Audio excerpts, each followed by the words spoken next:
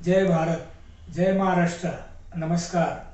मी संतोषप्पा सायडे, संतोष भगवान सायडे, कबड्डी कोच, जिल्ह्यात डिस्ट्रिक्टचा कोच तसेच योगा प्रशिक्षक.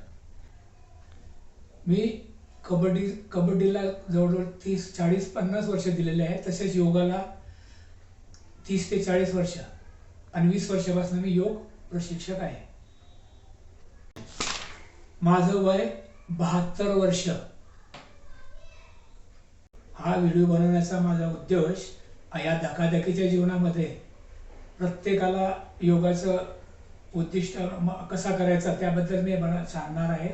आणि बरेचसे आजची पिढी व्यसनामध्ये चालले गेलेले आहे, मलपुड्या सिगरेट वगैरे व्यसनाधीन. त्याच्यामुळे जसं त्याचं व्यसन आहे तसं योगाचं व्यसन प्रत्येकाला लागायला पाहिजे. योग हा प्रत्येकाने करायला पाहिजे. योगाचं आपलं प्राणायाम योगासन इतकी महत्त्वाचं आहे. आपल्या शरीरामध्ये 72,000 नस नाडी आहेत. त्या रक्तामध्ये ते प्राणवायू जसा जातो ना, तो रक्त वाहनामध्ये प्राणवहन करतं त्या रक्तामध्ये, तो हृदयाला पुरवठा होतो. या योगामुळे आपल्या महाराष्ट्रात मुक्ताईनगरमध्ये चांगदेव गावाला चांगदेव महाराजांचं मंदिर आहे. त्या योगामुळे ते चांगदेव महाराज 1400 वर्ष जगले होते. आणि याचं महत्त्व एवढं प्रत्येकाला माहितीच आहे. आपल्या 24 तासामधनं आपल्या शरीरासाठी फक्त 15-20 मिनिटं तरी दिलं ना योगासाठी, तर त्याचं किती महत्त्व आहे. तुम्हाला डॉक्टरांचे बिल भरावे लागणार नाही. हे आपण सातत्याने रोज केलं आणि योग अगदी ओढाताणी करून करायचं आहे, अगदी सहज करायचं आहे. कुठलाही खेळ म्हणा, कबड्डी क्रिकेट कुठलाही, किंवा काही व्यायाम करायच्या अगोदर आपल्याला वॉर्मअपचं महत्त्व असतं. शरीर गरम करावं लागतं, त्यासाठी वॉर्मअप तुम्हाला अगोदर करावं लागेल. 2-4-5 मिनिटं का होईना, तो तुम्हाला तो व्हिडिओ मी दाखवतो.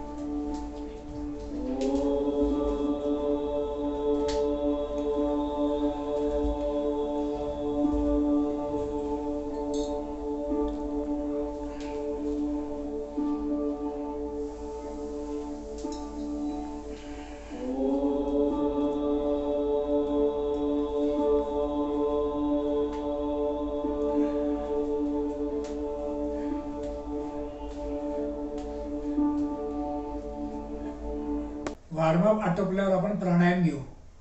प्राणायाम तर भरपूर प्रकारचे असतात, पण मी तुम्हाला फक्त महत्त्वाचे 8 प्राणायाम सांगितलेले आहेत.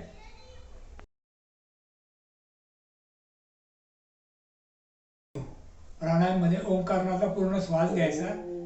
पूर्ण श्वास आत घेतल्यानंतर ओम, आपल्याला ओंकारनाथ घ्यायचा. त्या ओ जास्त लांब घ्यावा लागेल आपल्याला.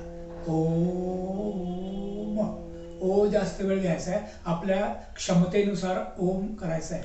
कपालभाती आपल्याला भात्याप्रमाणे, पांचाळ्याच्या भात्याप्रमाणे फक्त हवा बाहेर फेकायची असते. आता अनुलोम विलोम, डाव्या बाजूने श्वास घ्यायला सुरुवात करायची. आपण डाव्या बाजूने श्वास घेतल्यानंतर मध्ये घेतल्यानंतर रोखायचा, उजव्या बाजूने सोडायचा आणि सोडल्यावर परत रोखायचा, परत उजव्या बाजूने घ्यायचा, रोखायचा, जेवढी आपली क्षमता असेल तेवढा, आणि नंतर डाव्या बाजूने सोडायचा. असे 1 मिनिट 2 मिनिटं तुमच्या उज्जय प्राणायाम आवाजाने श्वास मध्ये घ्यायचा आहे.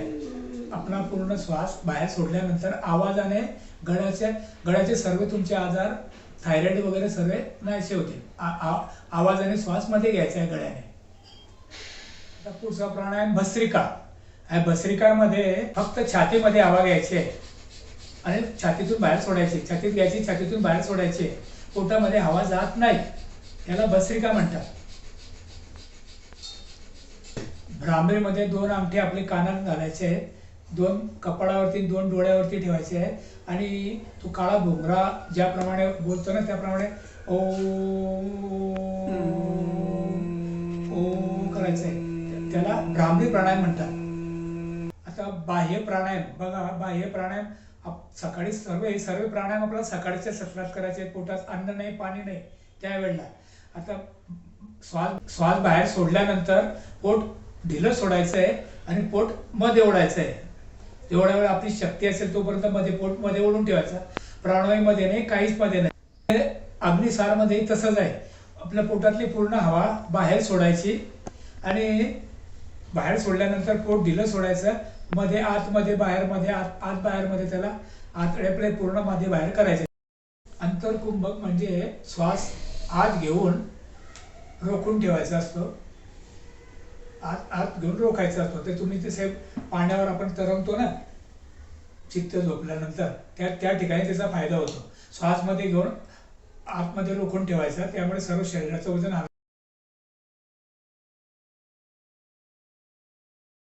आता आपण महत्वाचे योगासनाकडे वळू, त्यामुळे शरीर तंदुरुस्त आणि फिट राहील. सर्वप्रथम आपण सूर्यनमस्कार, बैठक याची सुरुवात करू.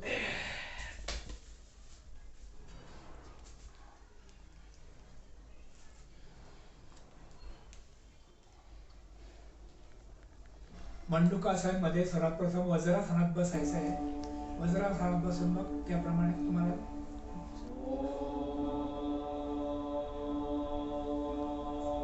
याच्यामुळे शुगर आणि पचन संस्था वगैरे सगळं चांगलं होतं.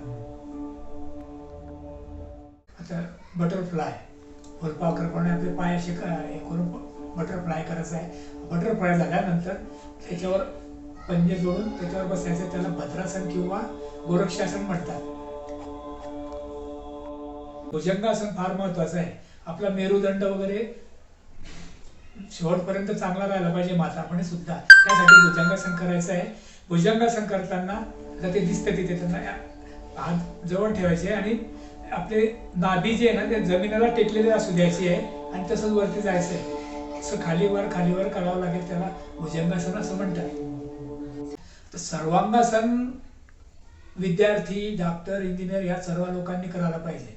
सर्वांगासनमध्ये खाली झोपल्यानंतर आपलं पूर्ण शरीर वरती उचलायचं आहे आणि मागून हाताचा सपोर्ट लावायचा आहे.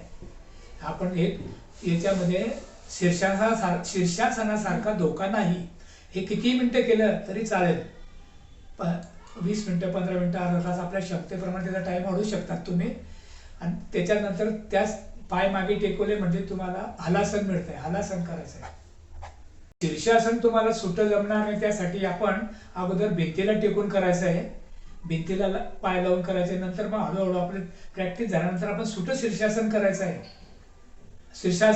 शीर्षासन धोकादायक असतं, त्या आपल्या वयानुसार, क्षमतेनुसार 1 मिनिटं, 2 मिनिटं, आणि नवीन मुलं करू शकतात 5-10 मिनिटं, 5-10 मिनिटं. मयूरासन असे हात पंजे मागे घेऊन आणि पूर्ण शरीर त्याच्यावर आपलं उचलायचं आहे. आपल्या क्षमतेनुसार काही सेकंद, अर्धा मिनिटं वगैरे आपण राहू शकतो. काही कठीण असं नाही, तुम्हाला जे जमेल ते तुमच्या प्रमाणानुसार, शक्तीनुसार करायचे आहे. आता पादनाथ स्पर्शासन.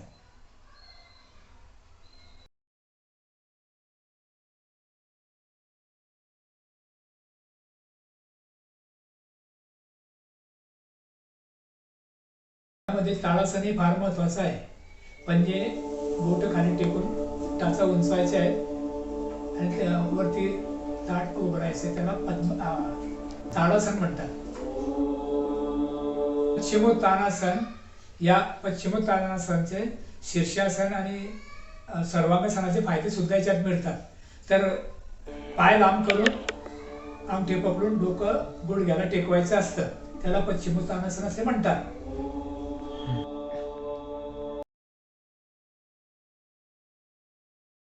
आता आपण पोट आणि वेट कमी करण्यासाठी काही महत्वाचे व्यायाम दाखवतो मी तुम्हाला, ते करायचे आहे.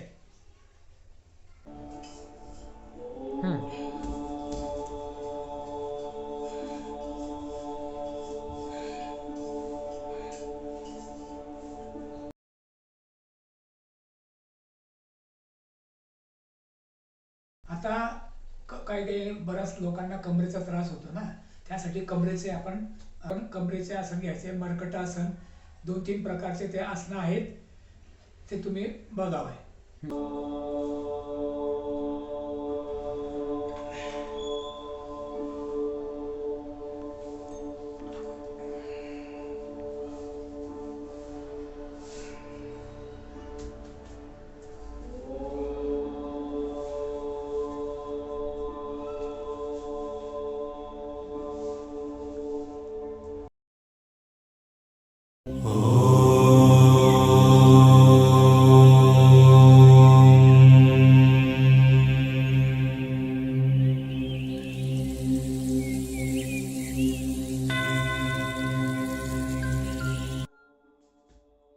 योगा से ही होगा व्हिडिओ बघितल्याबद्दल धन्यवाद.